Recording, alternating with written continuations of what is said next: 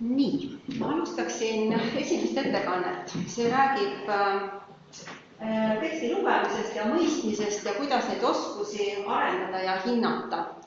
Ja see meeskond, keda te siin näete, on ainult need, kes seda protsessi juhtisid. Tegelikult oli meiega koos emeriitprofessor Janik ja oli meie emakeele didaktika õppejõud Ilona Võik, kes toetasid meid selles protsessis ja nendest sekkumistest, millest ma teile täna räägin, olid selliseks heaks kriitiliseks sõbraks ja nõuandjaks.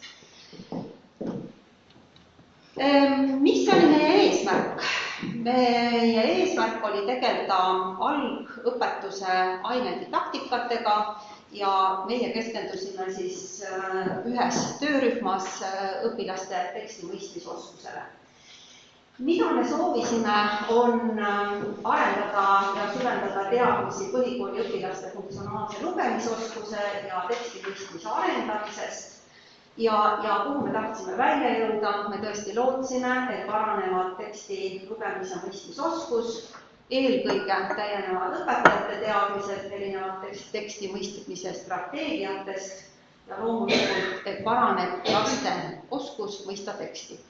Tol hetkel, kui me üldse oma uuringutega alustasime, ei olnud meil käepärast viimase talise uuringuid, me läksime selle eelmise uuringu ja üle-eelmise uuringu tulemuste pealt, mis näitasid üsna võrdselt, et kõrgemal tasemel teksti mõistjaid on Eestis umbes 8%. Ja nii jõudsime me siis selleni, et teksti mõistmist ei saa käsitleda nagu ühtse sellise konstruktina, et me peaksime tegelikult teksti mõistmise jaotama erinevatele tasemetele. Ja see valik ainult nendest autoritest näitab, kui palju me tegelikult materjali läbi lugesime, me leidsime erinevaid mudeleid, aga me jäime siis pidama kolmetasandilisele mudelile, milles siis lihtsaim on see sõnalisel tasandil teksti mõistmine, kus siis õpilane tõepoolest leiab tekstist infot, siis teine natuke keerulisem on järeldaval tasandil teksti mõistmine ja kõige keerulisem on siis see hindav tasand. Kui me alustasime oma sekkumistest, siis me ei alustanud samuti mitte tühjalt kohalt, vaid me alustuseks siis võtsime eesti keele tasemetööd 3., 6., 9. klassis ja et ei saaks meile ette heita sellist juhuslikkust, siis me vaatasime neid 4 aasta töid.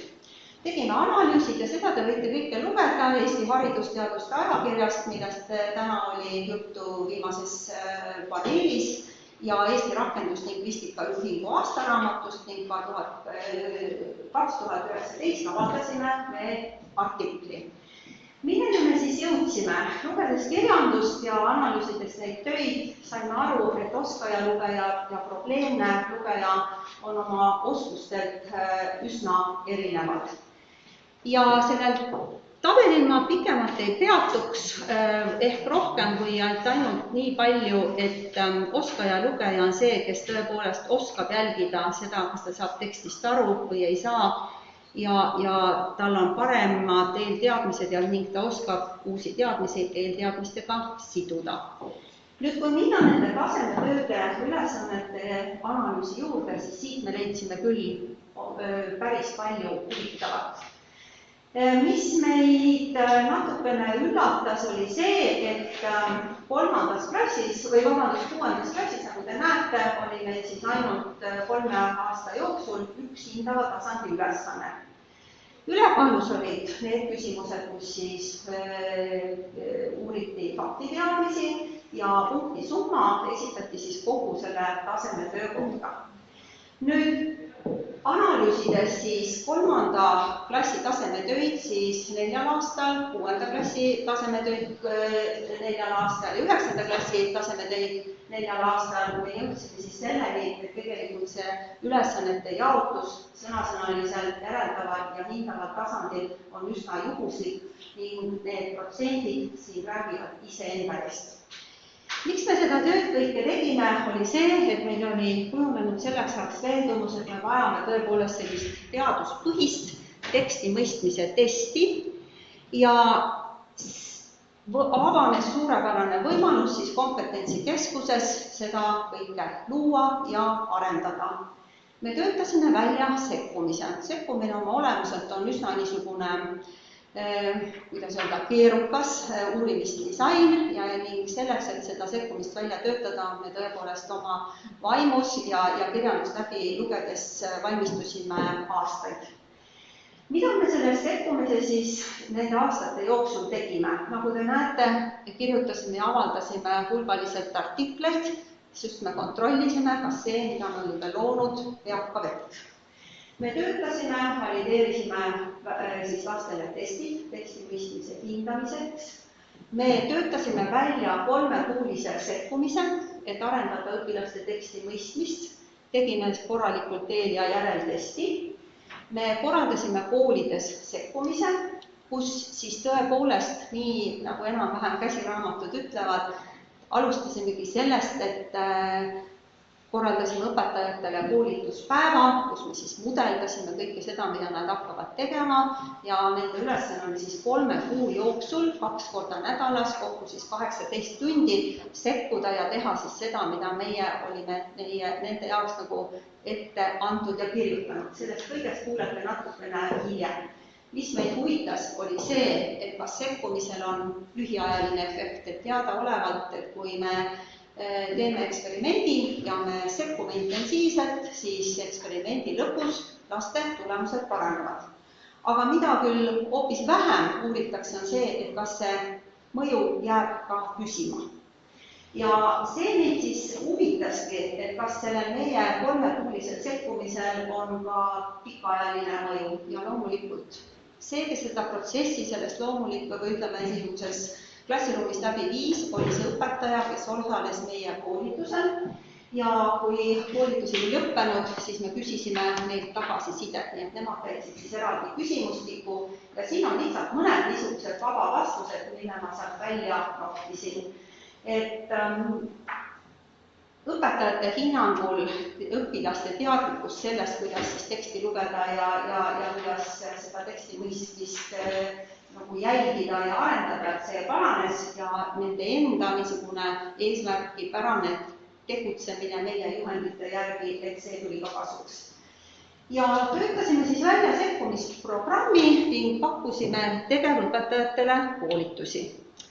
Publikatsioonid on siis need, mida me selle sekkumise jooksul kirjutasime ja see seis näitab siis, kus me oleme. Et meil on publitseeritud siis tänaseks 2 artiklit Education of Psychologist ja European Journal of Psychology of Education. Need peaksid olema meile kenasti kättesaadavad sellel veebiaadressil, mida Margus Pedaste teanetis. Meil on 1 artikkel, mis siis vaatabki seda pika ja lühiajalist mõju, selle sekkumise mõju õpilaste tekstimõistmise arenemisele. See artikkel on meil hetkel retsenseerimisel, me oleme ühe versiooni tagasi saanud, 16. juulil esitasime parandatud versiooni ja hetkel on ka siis teise retsenseerimisel ning on veel 1 artikkel, mis siis uuribki seda, et mida õpetaja tegi, mida ta raporteeris ennast tegevat ja milline oli see tagasiside sellel viimasel koolituspäeval, et kuidas siis see mõjutas laste teksti mõistmist. Nii et see on siis nendest nagu kõige keerulisem ja komplekssem artikkel, mis seostab siis õpetaja kasutatud või õpetaja poolt rakendatud sekkumisstrateegiad laste tulemustega. Ja kõige selle taustal on mul hea meel tõdeda, et Triinu Kärbla siis 4 aastaga kaitses oma doktoritöö eelmisel aastal ja seda te võite lugeda, nii et sellel on ka suurepärane eestikeelne kokkuvõte, millele kõigil ligipääs. Selle uuringu metoodika oli üsna keeruline. Need aastad näitavad, kui intensiivselt me siis töötasime, täna oli juttu sellisest süsteemsest uurimisest, et me võime öelda, et me tõesti süsteemselt liikusime, nii et iga järgmine valim on kasvanud välja eelmisest ja iga selle uuringu etapi taga on ka siis artikkel, mis neid tulemusi kajastab. Ma noppisin välja mõned huvitavamad tulemused teie jaoks, arvestades, et me tegelesid õpetajaga ja ehk on sellest siis õpetajale ka kasu. Me jõudsime selleni, et ääretult oluline on eristada teksti mõistmise puhul erinevaid tasemeid ja neid erinevaid tasemeid ka mõõta. Me jõudsime selleni, et sellised testid, mis on mitmetasandilised, võimaldavad meil välja selgitada, millisel tasandil lapsel need probleemid on, et kui tal on sõnalise teksti mõistmisega kõik korras, siis ei ole mõtet neid ühtmoodi õpetada. Kui tal on probleemid järeldaval tasandil, siis tuleb sellega tegeleda ja hindaval tasandil, siis tuleb tegeleda lisaks selle hindava tasandiga võib-olla ka eelmistega. Nii et meie hinnangul, meie testid sobivad suurepäraselt ka mõnel määral niisuguse, ütleme, teksti mõistmisoskuse probleemide diagnoosimiseks. Nüüd sõnavara tuli välja, et on kõikidel tasanditel oluline, see on iseenesest mõistetav, aga mis tuli välja, on tõesti see, et parema järeldusoskusega õpilased suudavad tuletada teksti põhjal võõraste sõnade tähendust ja need samad probleemsed lugejad, kelle kohta oli info selles ühes eelmises tabelis, et nendel on see probleeme siin. Ja miks on hästi oluline, et sõnavara tundmine sõnasõnalisel tasandil, et ta leiab tekstist info, on oluline just nende nõrkade õpilaste puhul. Nii, nüüd veel ühed tulemused. Me ei vaadanud mitte ainult siis kogu selle valimipõhiselt, mis on seis, vaid hakkasime eristama erinevaid profiile. Huvitav on see, et meil ei tulnud tegelikult välja sellist profiili, kus õpilastele oleksid olnud kõrged tulemused. Meil tuli välja 3 profiili, oli keskmiste tulemustega õpilased ja nende puhul olid siis need niisugused keskmised kõrged ja keskmised madalad. Ja seal oli 2 rühma ja siis oli madalate tulemustega või kehvade tulemustega rühm. Keskmiste tulemustega profiilirühmade õpilaste tulemused olid erinevate oskuste lõike stabiilsed, see oli ka meie jaoks huvitav. Ja milleni me jõudsime tõepoolest, et individuaalsed erinevused sõnavaras mõjutavad teksti mõistmist siis erinevatel kõikidel teksti mõistmise tasanditel ja ka vastupidi. Ja nagu te näete, siis 90% meie valimist saavutas keskmise tulemused kõikides oskustes. Ja mis oli siis see õnnetus oli see, et meie testide puhul siis seda niisugust tipprühma välja ei tule. Me enda jaoks esitasime siis intrigeeriva küsimuse, et kas põhjus võiks olla selles, et õpetajate fookustundides on eelkõige just selliste keskmiste oskustega ja võib-olla ka kehvemate õpilaste toetamisel ja need andekamad jäetakse nagu tähelepanuta, et nendega ekstra ei tegelda. Milline see sekkumisprogramm oli siis, see hõlmas väga erinevaid teadmisi, meil oli siis koolituspäev ja elu pakkus mulle suurepärase võimaluse kirjutada ühe Educational Research Review artikli kohta retsensioon, mis käsitleski laste lugemisoskust sekkumisi ja ma ei ole ühtegi niisugust protsessi, kus ma retsenseerin nagu nii kasulikuks osanud enda heaks nagu pöörata, et ma tõepoolest vedasin näpuga järge ja vaatasin, kuidas nad on teinud, mida nad on kritiseerinud, sest need oli hulk erinevaid sekkumisprogramme läbi töötatud. See oli välja toodud, mis on mingi programmi puudused ja tugevused ja täpselt selle järgi me tegime. Ja see on see niisugune teaduspõhisuses, et mida me siis proovisime enda uuringus siis rakendada ja neid vigu vältida. Nüüd, nagu te näete, see sekkumine oli siis üsna mitmeetapiline, meil oli korralikult moodustatud kontrollrühm ja katserühm ja artikkel 2, mis on siis selle ka olemas meie sellel veebilehel, et sealt saate lugeda, aga mis on oluline, et me alustasime sellest, et me lapsi siis eeltestisime, siis me tegime koolituspäeva õpetajatele, siis me sekkusime 18 tundi veebruarist maikuuni, siis tegime järeltesti ja tegime koolituspäeva, kus õpetajad andsid tagasiside. Aga koolituspäeva pakkusime me ka kontrollrühma õpetajatele, et nemad nagu millegi võrra vaesemaks ei jääks. Nii, artikkel 3, see on siis praegu retsenseerimisel ja see uurib siis kestust, ma selle juures pikalt ei peatuks, olen andnud siis lubaduse, et nii kui ilmub, nii lisame sinna lehele. Aga mis on nagu oluline? Kõiki strateegiaid ei ole võimalik sekkumiseks korraga uurida, meie valisime siis välja 6 ja rakendasime neid siis eri liigi tekstide puhul. Siin on mõned näited, kuidas me õpetasime õpetajatele koolituse strateegiate mudeldamist. Siin on näide, millised olid need töölehed, need tunnikavad, mis on mingi strateegia eesmärk. Väga oluliseks pidasime küsimuste koostamist, vastamist, see strateegia oli ja jälle, et miks see kõik kasulik on, koos näidetega teamute leidmise kokkuvõtte tegemise panime me kokku, sest et need on omavahel seotud ja jälle, mis on selle strateegia tugevused, nii et see oli siis selline teaduslik lähenemine meie strateegiatele. Aga võib-olla siis mõned huvitavamad tulemused veel, et katserühma, mille üle me rõõmu tunneme, katserühmas tõepoolest paranesid kõigil 3 tasandil 3 kuu jooksul laste tulemused. Nõrgemate keskmiste tulemustega katserühma õpilased parandasid oma sooritust märkimisväärselt kõikidel tasanditel ja kehvade tulemustega õpilaste sõnavara ja sõnasõnaline teksti mõistmine paranesid ka tuntavalt. Et kuhu me nagu välja jõudsime, ongi see, et ei saa kogu klassi vaadata koos ja teha sellist kogu valimi analüüsi, et tuleb eristada erinevad rühmad sellest personaalsest lähenemisest ja sellest indiviidi eripära arvestamisest on olnud tänase päeva jooksul juttu.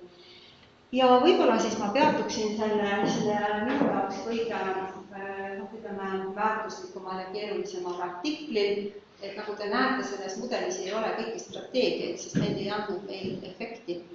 Et kuhu me välja jõudsime, et kui õpetaja tegeleb sõnavara arendamisega, esitab küsimusi ja laseb õpilastel neile vastata, tegeleb siis kokkuvõtete tegemisega ja õpetab õpilasi jälgima oma teksti mõistmist, siis nendel 3-4 strateegial vähemalt meie valimi põhjal on siis efekt laste tulemustele. Nii, lõpetuseks mõned olulised järeldused, et me oleme veendunud, et tuleb jätkata nende pikaajaliste komplekssete sekkumistega, kus on siis õpilane, õpetaja, uurida neid koos ja me oleme enam veendunud, et kui me neid strateegiaid õpetajakoolituses ja õpetajate täienduskoolituses õpetaja ja ei pööra neile tähelepanu ka riiklikus õppekavas, siis juba me jäämegi selleni, et meil on 8 või 11% neid kõrgeima tasandil teksti mõistjaid. Igal juhul me väga soovime, et tegeldaks süsteemselt ja eesmärgipäraselt õpilaste teksti mõistmise arendamisega, seda eelkõige just kõrgematel tasanditel, kus siis teadupärast meil probleeme on. Nii, aga tänan kuulamast, Katrin näitas mulle juba, et 7 minutit küsimuseks. Minu jaoks oli väga inspireeriv ettekanne, ma küsis kohe hästi palju, aga ma katsun siis keelata ja vastata. Esiteks, kui te alustasite tasemetöödest ja tuvastasite seda tekstimõistmist tegelikult mõõdetes seal vähe, see on hästi ebaühtselt koostatud. Kas need järeldused lähevad tasemetöö koostamisse edasi sisse ka? See on jälle üks väga hea küsimus, et ega meie ka ei alustanud jälle tühjalt kohast. Kõigepealt me alustasime Triinuga sellest, et meil oli võimalus Aleksander Kautsali, ühe doktori Helena Pudevati koolitusel käia, kus ta rääkis klassiõpetajatele sellest, kuidas arendada teksti mõistmist. Tema oli teinud oma doktoritöö, siis me käisime sellel koolitusel, õppisime kõigepealt õppevara analüüsima, et mis see nendes ülesannetes on. Ja siis me läksime Triinu doktoritöö juurde, Triinu tuli doktorantuuri ja mul on väga hea meel öelda, et meil ei ole täna Eestis sellist head niisugust teksti mõistmise kontseptsiooni ja mis puudutab just neid riiklikke tasemetöid ja Triinu juba kevadselt saadik töötab Harnos lepingu alusel, nii et tema on üks nendest, kes töötab välja seda kontseptsiooni, nii et see on niisugune hea näide doktoritööst, mis nagu toetab ühe uurija arengut ja kuna Triinu on ise ka klassiõpetaja ja töötab põhikoolis, siis see on suurepärane võimalus, kuidas see tema praktiline teadmine, siis see doktorantuuris saadud selline teaduslik mõtlemine ja see tõenduspõhisus jõuab nüüd riiklikesse tasemetöödesse, nii et nad on praegu protsessis koos ühe teise Tallinna Ülikooli doktorandiga. Siis ma küsiks veel, et te nüüd püstitasite selle esimese artikli lõpus selle hüpoteesi justkui nagu, et kas siis klassiõpetaja tegeleb siis nagu keskmise ja madalama tasemega, mitte selle kõrgema tasemega, et kas te siis kuidagi vastate ka sellele hüpoteesile? Sellele me ei saa nüüd niimoodi vastata, et kas, aga me võime näidata selles 4. artiklis, et mis annab parema tulemuse. See joonis ma rohkem ei avaks neid praegu neid tulemusi, pole aega ja kuna ka artikkel on retsenseerimisel, siis ma ei saakski seda siin praegu teha, aga et jah, et teatud strateegiate intensiivsem kasutamine, kui õpetaja ise raporteerib, et kasutab neid intensiivsemalt, annab paremaid tulemusi küll. Mul on viimane küsimus, kui keegi me küsida ei taha, on see, et alustasite Tallinnast ja teie esimene artikkel kinnitas seda, et meil tõepoolest on, ütleme, rohkem seda keskmist taset. Tallinse küsimused ja teie küsimused, see mõõtmise metoodika.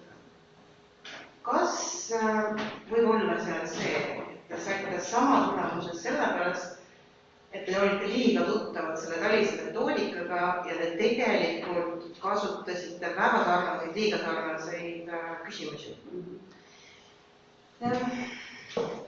Me alustasime nagu sellest, et me võtsime olemasolevad riiklikud tasemetööd ja me vaatasime neile otsa. Jah, meil oli juba teadmine, kuidas Nevena Kudevak oli oma doktoritöös neid jaotanud ja temal oli tõesti Tallis aluseks.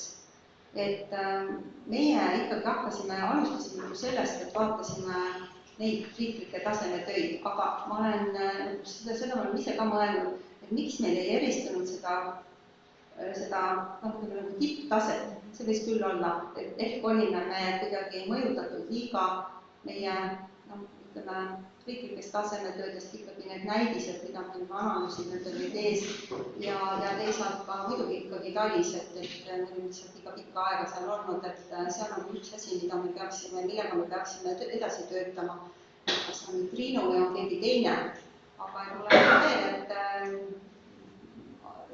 minu juhendamisel alustab uus doktorant, kes tegelebki ka teksti mõistmisega ja funktsionaalse lugemisoskusega ja teebki seda PISA tulemuste põhjal, nii et selle PISA valimi võtame siis aluseks ja liigume siit edasi, et minnagi just nende niisuguste intervjuude teed ja näha, mida siis õpetajad teevad ja muidugi vaatlused.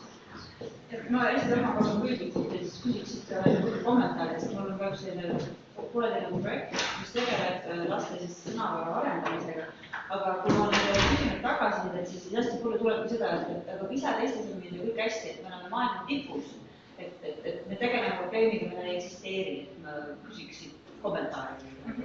Et kui ma selle PISA mõtte juurde nüüd jõudsin, et võiks ju kasutada seda andmestikku, et ma tegelikult juba tegin ka seda, et koos Eli Huksandiga ilmub meil siis sügiseses Eesti haridusteaduste erinumbris just selline artikkel, mis käsitleb seda funktsionaalset lugemisoskust, ja just neid probleeme ja me tegime sekundaarseid analüüse, lisasime sinna need tunnused, mida tegelikult PISA-s ei ole, aga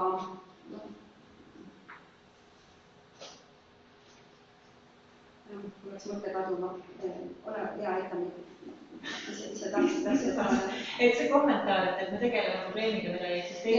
Ja siis ma tahtsingi sinna jõuda, et nende arutelude käigus me kohtusime Maie Pitsikuga, kes ütles, et jah, et PISA-s ongi kõik hästi, aga tegelikult on seal probleeme, millega me peaksime tegelema. Konkreetselt välja, et meil on Eesti ja Vene koolide vahel üsna suured erinevused ja me peaksime just vaatama, mida need õpetajad teevad ja kuidas nad toetavad. Et täna on ka läbi käinud siin see koolikultuuri teema õpetaja juhtimisstiil, õpetaja strateegiad, millega meie oleme juba tegelenud, et meil on alust arvata, et need on tõenäoliselt erinevates koolides erinevad. Et Talise puhul me ei teinud neid analüüse, kuigi neid väga oodati neid analüüse, sellest, et see valim oli väike, ei saanud seda teha, ei pidanud seda korrektseks. Aga need sekundaarsed analüüsid ei võimaldavadki minna seda teed, vaadata ja tegeleda nende probleemidega. Ja sama võiksin öelda, et meil on ju riiklike tasemel ka faktikast, et miks me peaksime ainult, et see annabki meile selle teadmise, kus me hetkel oleme. Ja kui sügisel see helikuksendikaart ilmub, siis te näete, et seal on üsna palju üllatada. Et see ei olegi päris nii, et kui me lisame sinna selle kognitiivse oskuse ja me paneme tekstisituatsiooni ja tekstitüügi, siis me näemegi, et see ei ole nii, et nad mõistavad kõiki tekste, kõiki situatsioone, mida kirjeldatakse ja kognitiivseid oskusi eeldavaid ülesandeid nad ei lahendanud ühel viisil. Nii et igal juhul selline diferentseerimine või sügavuti minek ja vaatamine, need küsimused, kuhu läheb hariduskuule ja haridusteadused, ma arvan, meil on üsna selgelt siht, kuhu meie peame liikuma nende teksti mõistmise testidega ja selline uuringute. Ja mis selle artikli, kas läheb ka sinna portaali? See järgmine artikkel läheb digiefekti portaali.